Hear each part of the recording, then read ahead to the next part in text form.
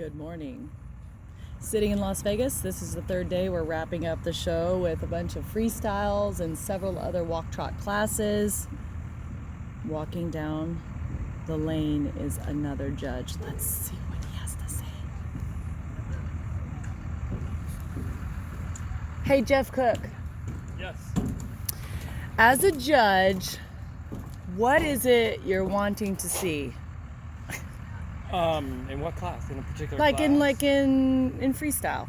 I want to see a horse and a rider work together for the most part. I want to see them on the same page where the horse is understanding the rider's cues and the rider is giving cues that aren't completely visible. We want to see them working together, and we want to see a fun pattern, something unique.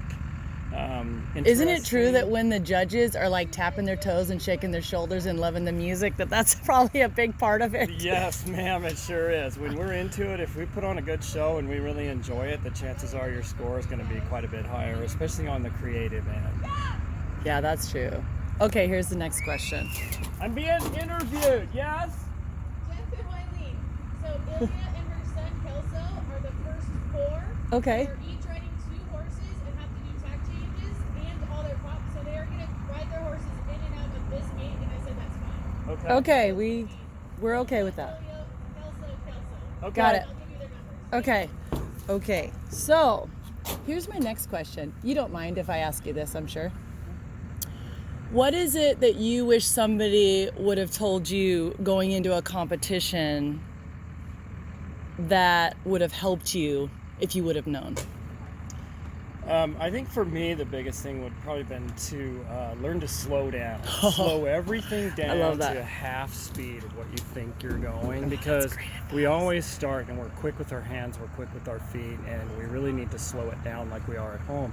So I would cut everything in half. Go half. If you think you're going full speed, go half of that. No, that's great advice. I need to take that advice.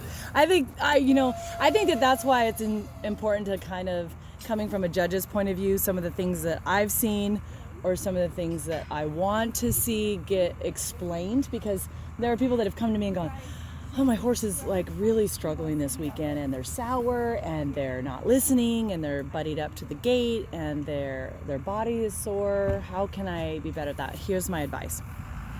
Your horse is what it is when it gets here.